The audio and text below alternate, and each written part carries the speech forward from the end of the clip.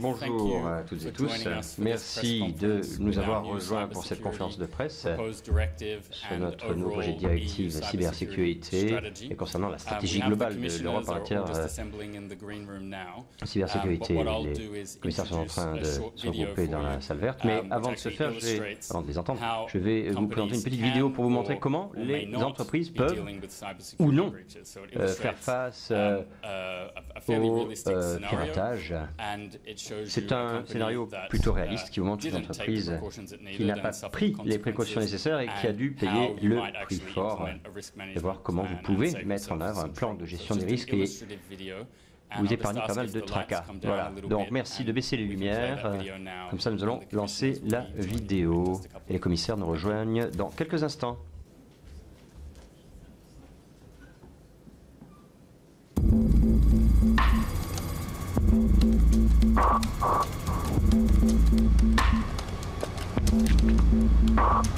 These guys are good. Let's get to work. A hot little startup with a great idea. Their target, a ProPass. Offices in 12 countries, 5,000 staff. You'd think they'd be secure, wouldn't you? Make some noise. Pulse. A smokescreen. A decoy breach to hide what they're really after. Confidential information hidden in the depths of the system.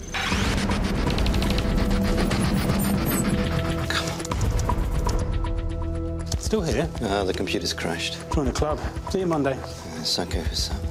Right now, the chances are someone, somewhere, is attacking you. And you don't even know it. Okay, chaps. We're in. I bet you're wondering how they got this far.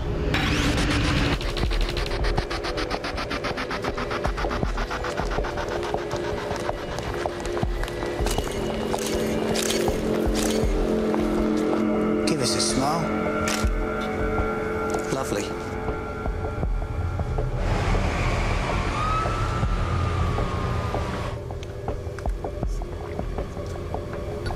She's in.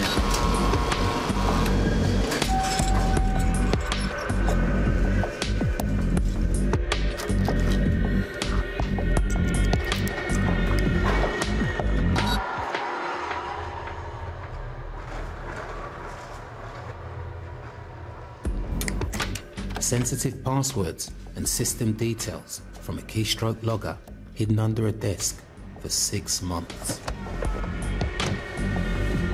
You got it? Easy. These guys, they know it all. Except, a few weeks earlier, a ProPass were hit by a smaller breach. It made the board stop and think how vulnerable they were. So they brought in the experts. It's never just an IT issue. They carried out cybersecurity training from boardroom to basement, identifying what was critical to the business. Threat and intelligence monitoring. They planned a cyber incident response and brought in their own ethical hackers to test the systems and make honeypots to trap the attackers. They reviewed the whole business from New York to Tokyo and devised a game plan for any breach. Make some noise. We're in. It's a denial of service attack. We're just monitoring the situation. Have they got into any accounts? Very clever. Someone else bangs on the windows while you hide in the cellar. They're on to us. I'll try blocking it. Is it working? I don't know. Well, I need to know, Gil. Is it working? Lena, launch a worm. These guys are good. They're really good. They're blocking us. Try again. They're blocking us! Let's try again. Straight to me.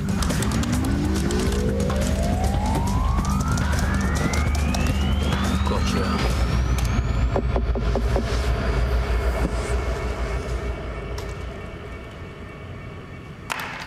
Good, but not good enough.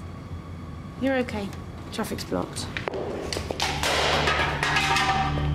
You can win, but there's always a next time. Who's next? Kobashi Tech. Criminals just get smarter. Who have we got for the smoke screen? Take your pick. And they're everywhere. A breach will happen. And when it does, will you be ready?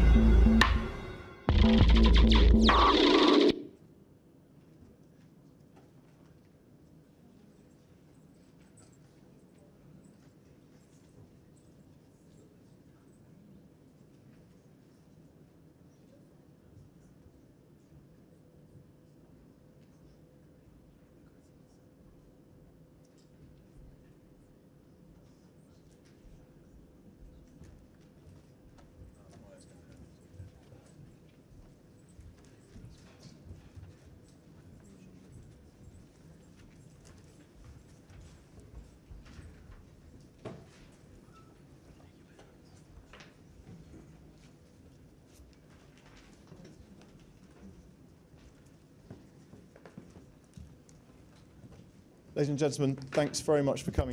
et messieurs, merci bien d'être venus à notre conférence de presse conjointe avec la vice-présidente Ashton Kouss et le commissaire Malmström concernant la stratégie européenne en matière de cybersécurité et la directive qui la flanque.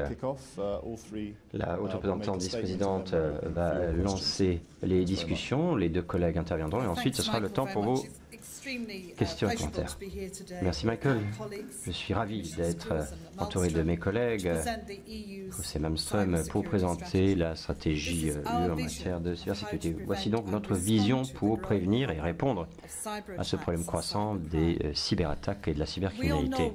Chacun sait la différence énorme qu'a permis l'Internet pour tout le monde, dans le monde entier, y compris pour nos voisins du printemps arabe.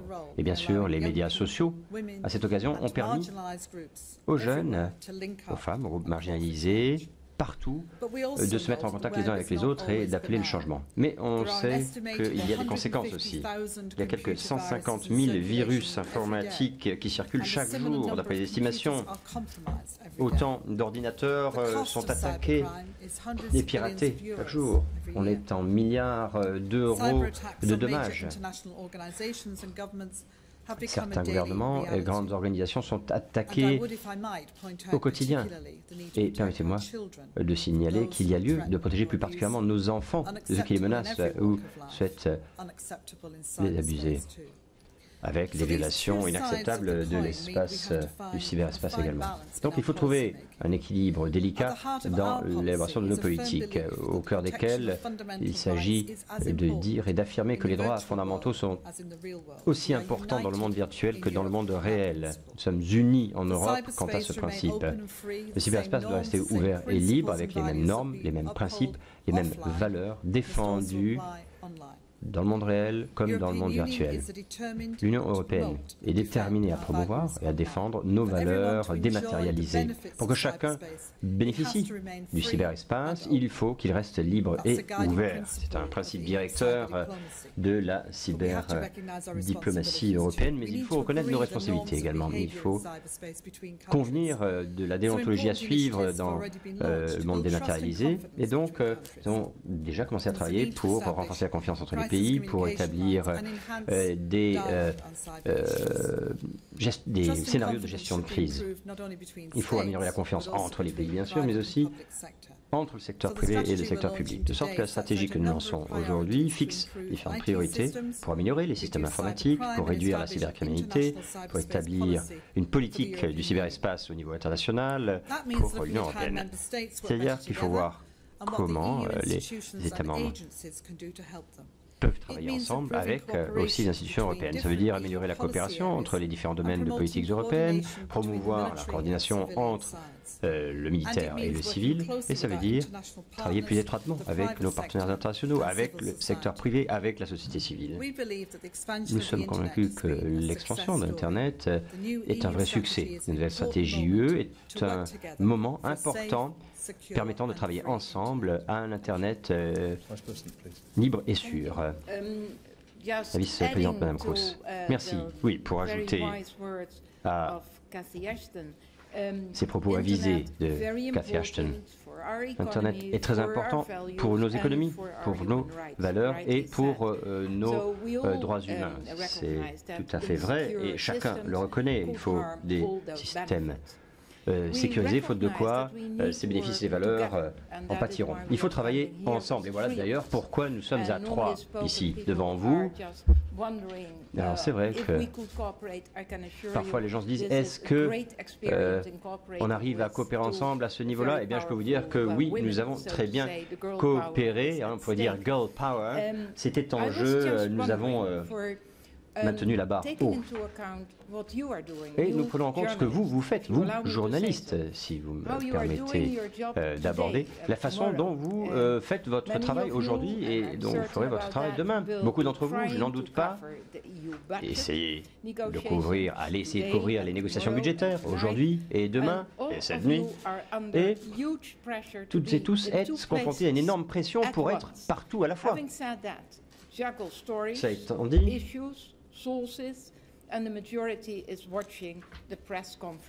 il est clair qu'évidemment, il y a toutes sortes de pressions, chacun regarde les conférences de presse en ligne, et donc ça ne facilite pas votre tâche, et donc le nouveau journalisme n'est possible que si on est partout à la fois, pour ainsi dire, si évidemment le réseau fonctionne bien. Vos tweets, vos blogs, vos mises à jour de vos sites internet ne vaudront rien si la cybersécurité n'est pas au rendez-vous, si la cyber-résilience n'est pas au rendez-vous.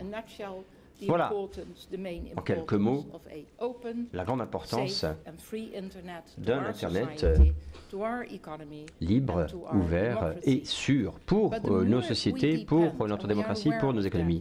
Mais plus nous dépendons du monde dématérialisé, et chacun en est bien conscient, plus on a besoin que celui-ci soit sûr. Rester libre et ouvert, c'est essentiel à l'innovation dématérialisée et il n'y a pas de véritable liberté sans sécurité. C'est vrai. Quand on est dans la rue, c'est vrai quand on est en ligne sur son ordinateur. Et d'ailleurs, la négociation du budget de l'UE, ça inclut des investissements essentiels pour renforcer la sécurité en ligne et la cybersécurité par l'instrument, le mécanisme d'interconnexion pour l'Europe. Voilà ce dont nous avons besoin. Voilà ce qu'il faut garantir.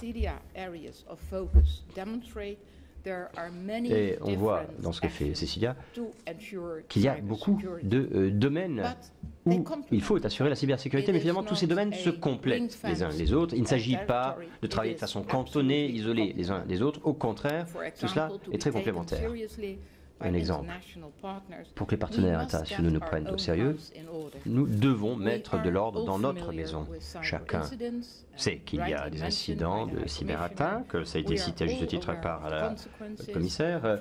Chacun sait quels sont les scandales de phishing, de vol d'identité. Cette entreprise de certification néerlandaise, on voit l'incident, il peut y avoir des millions de dommages à la clé. Et donc il faut protéger nos réseaux, nos systèmes, des cyberorages aussi. Et ça ne peut se faire que si tous les acteurs jouent leur rôle et prennent leurs responsabilités.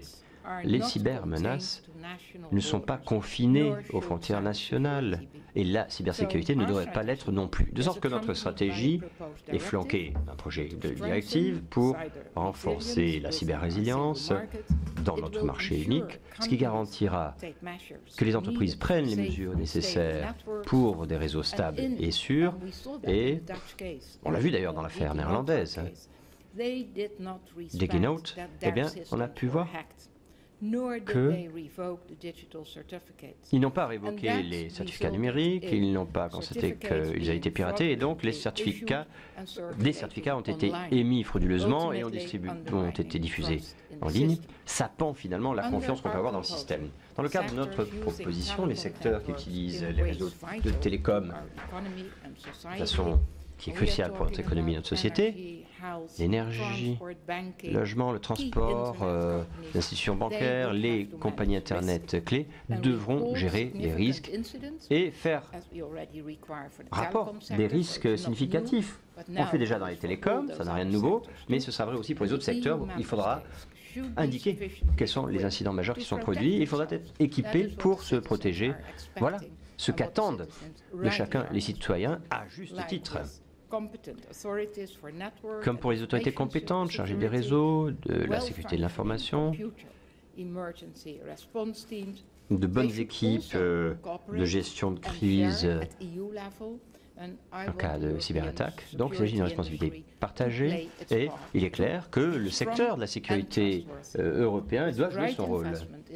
Il faut investir comme il se doit dans la recherche, le développement et l'innovation. Il faut consacrer le bon cadre politique, ce qui nous permettra de consacrer les ressources de sécurité en une réalité commerciale, ici même, en Europe.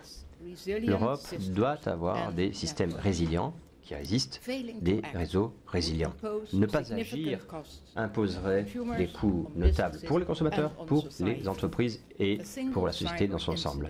Un seul cyberincident peut coûter des dizaines de milliers d'euros pour une petite entreprise jusqu'à des millions d'euros pour une violation de données de grande envergure. Et pourtant, la majeure partie de ces cyberincidents pourraient être prévenus si les utilisateurs mettaient en œuvre des mesures simples et économiques. Déjà, les cyberincidents perturbent des millions de personnes et sapent la confiance qu'on a dans le monde dématérialisé. Si nous travaillons ensemble, nous pourrons renforcer cette confiance, protéger les valeurs européennes et faire en sorte que l'Europe soit connectée et compétitive en tant que continent. Oui, je vous remercie, mesdames et messieurs. Je suis, moi aussi, très heureuse de vous présenter aujourd'hui conjointement cette vision des défis qu'il faut relever dans l'Union européenne en matière de cybersécurité. Cette stratégie de la cybersécurité fera date dans la lutte contre les activités criminelles en ligne qui sapent la confiance des consommateurs. On l'a dit et redit, l'Internet est une invention fantastique qui nous facilite la tâche, la vie quotidienne et peut promouvoir la démocratie de par le monde. Mais le nombre d'incidents grandit de jour en jour. Chaque jour enregistre plus d'1 million d'attaques cybernétiques. Il faut donc faire en sorte que tous les citoyens puissent profiter d'un Internet libre, ouvert et sûr. Ce sera possible si justement nous sécurisons l'environnement. D'après de récentes études, l'insécurité a déjà eu un coût sur le comportement des consommateurs, puisque 3 consommateurs sur 4 estiment que le risque d'être victime de la cybercriminalité va augmentant. 1 sur 10 citoyens a déjà été victime de fraude, d'où une perte de confiance. Au fur et à mesure où les citoyens, les consommateurs réalisent des achats en ligne et deviennent de plus en plus dépendants justement de ces commerces et de ces services en ligne au quotidien. Ces actions sont des actions criminelles, correspondent à une menace dont la magnitude grandit de jour en jour. Il y a une récente initiative qui fait rage sur l'Internet, Pirate Alloué, avec un menu, différentes actions criminelles auxquelles sont assortis différents coûts. $130 si l'on veut pirater un compte Facebook. C'est moins cher si l'on veut pirater un compte de téléphone portable. Alors si nous voulons rencontrer le succès dans nos initiatives, nous devons coordonner nos actions et avoir davantage de ressources. Nous avons déjà beaucoup fait, mais il reste encore beaucoup à faire. Il y a 2 ans, j'avais présenté une action juridique d'harmonisation des règles permettant de réduire la cybercriminalité avec des sanctions pertinente et suffisamment dissuasive une fois les faits de cybercriminalité prouvés. Et puis nous proposons maintenant l'élargissement de cette alliance globale qui compte plus de 50 membres sur la planète et qui est censée lutter contre les abus commis en ligne. C'est un petit peu la traduction d'un engagement politique des différents pays. Nous avons également créé à La Haye un centre de lutte contre la cybercriminalité qui lui aussi fera date dans notre combat contre contre la cybercriminalité. Mais tous ces efforts seront couronnés de succès si l'on manifeste le même engagement, le même degré de préparation dans tous les États membres. Or, aujourd'hui, nous notons que bon nombre d'États n'ont pas tous les instruments leur permettant de lutter avec efficacité contre la cybercriminalité. C'est la raison pour laquelle cette stratégie invite les États membres à se doter d'unités de lutte contre la cybercriminalité afin de profiter de l'expertise et du soutien du Centre cybercriminalité européen. Je pense que cette stratégie nous permettra de lutter, et beaucoup mieux que par le passé, contre toutes les attaques. Nous avons ainsi développé une approche globale permettant d'assurer un environnement sûr, ouvert pour tous les citoyens et consommateurs européens. Je vous remercie. Nous avons encore un peu de temps. Si vous voulez poser des questions, n'oubliez pas de vous présenter avant de poser la question. Yeah. Yes, Brooks Tigner, Security Europe. Security Europe. Ms. Ashton, you briefly mentioned the need for Madame military-civil Ashton, coordination, but my question j'ai is all parlé de three. coordination How is this going to be civile carried et out? militaire. The military are heavily Cela involved ressemblera in à quoi? Parce cybersecurity. They que also, les along with militaires certain companies, travaillent beaucoup have most of sur the expertise. la So how is this cybercriminalité, going to be ils shared donnent in the civil sector, leurs conseils aux entreprises security qui end users s'occupent who need their de sécurité. Donc Just don't comment understand how the military va-t-on fits into this. justement organiser les choses? Quel va être le rôle dévolu aux militaires? Eh bien, lorsque j'ai commencé de parler de coopération, c'est avec le vice-secrétaire d'État à la Défense il y a 18 mois. Et depuis, avec l'Agence européenne pour la sécurité, nous avons effectivement réfléchi à la mise en commun de nos ressources. Nous avons également évoqué les différentes perspectives de coopération pour lutter contre la cybercriminalité, avec effectivement une plateforme qui permettrait un soutien mutuel. Cela s'insère parfaitement dans le contexte du dialogue, y compris le dialogue que nous avons avec l'OTAN. C'est vrai que pour que nos actions soient couronnées de succès, il faut que les deux bras, civils et militaires, soient à même de coopérer. Très bien. Julian, pour la question suivante.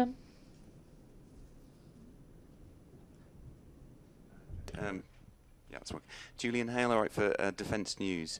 Defense News. Very curious to know more Moi, about ce qui m'intéresserait, how the strategy will improve ce serait the coordination de at the EU level savoir to prevent comment cette a stratégie major cyber va attack on améliorer critical la infrastructure coordination au or niveau whatever. Are there de l'Union some details destinée on à empêcher how, toute attaque massive practically speaking, des infrastructures, the par exemple? coordination is going to be improved, or if you're Sur going le to plan spend more money pratique, on certain comment cette things to make it coordination less likely to va-t-elle happen and to be able to s'organiser? respond better? Combien va-t-elle coûter? Comment va-t-on faire en sorte qu'elle soit justement plus efficace, plus pertinente? Starting with saying that there is still an attitude with a couple of people in Europe to deny what is going on. De toute façon, je commencerai par dire qu'il faudra déjà que l'on cesse de penser que la cybercriminalité, c'est une vue de l'esprit. Et le PDG de British Telecom nous disait il y a peu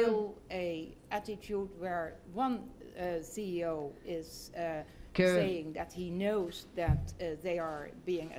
certains chefs d'entreprise, certains PDG ont conscience d'être sous le feu des attaques permanentes et les autres estiment que cela fait partie de la science-fiction.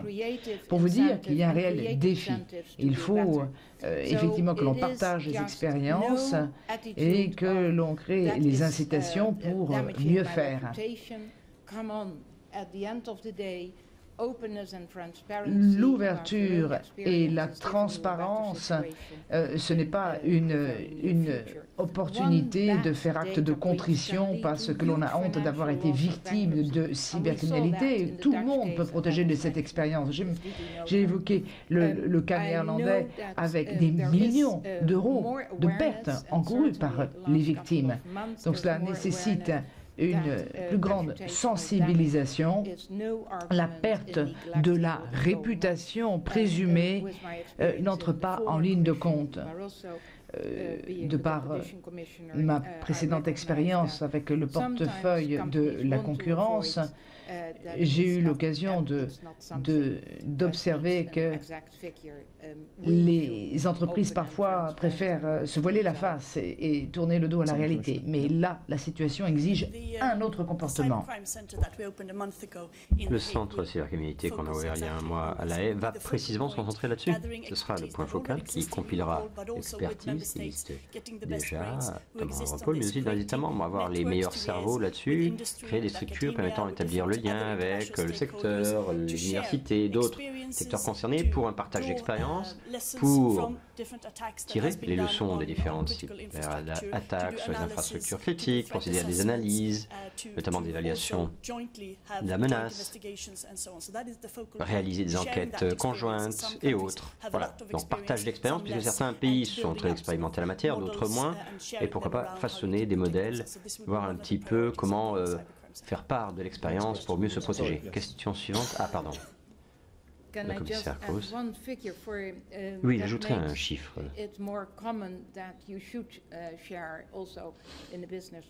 qui vous montrera qu'effectivement il faut partager, y compris dans le monde des entreprises. Pour ce qui est de l'envergure du problème, 93% des grandes entreprises sont conscientes de ce qu'elles ont été déjà cyberattaquées. 76% des PME ont été confrontées à une violation de la cybersécurité, rien que en 2012, qui sont les derniers chiffres disponibles. Donc personne ne peut dire que quand on a une violation de la cybersécurité, c'est l'exception. Non, je dirais que c'est presque la règle. Donc voilà. Tout le monde doit savoir, tout le monde doit tirer les leçons. Hi, this is Christian Feld of ARD German Television. Many experts say that many severe attacks Télévision allemande. On dit que beaucoup de cyberattaques graves ont leur source en Chine. D'abord, est-ce que vous avez des preuves de cela? Et ensuite, est-ce que vous avez pris langue avec les autorités chinoises pour travailler là-dessus? Je ne vais pas vous parler des éventuelles opérations de renseignement européennes et des découvertes qu'elles ont pu permettre pour ce qui est des cyberattaques. Simplement pour dire que nous sommes tenus au courant, en prise directe, ne serait-ce que parce que nous avons un intérêt direct. Deuxième chose que je dirais, c'est que dans mes contacts, mais partout dans le monde, la cybersécurité devient de plus en plus partie intégrante du dialogue, des discussions, et a bien sûr fait partie des discussions avec nos homologues chinois, avec nos homologues indiens et avec tous nos partenaires stratégiques et bien sûr les États-Unis et d'autres, bien sûr. Donc, bien sûr que dans tous les dialogues que nous avons, c'est une question qui est toujours présente. Une autre commissaire souhaite intervenir? Non, alors la question suivante, s'il y en a, bien sûr. Non dit?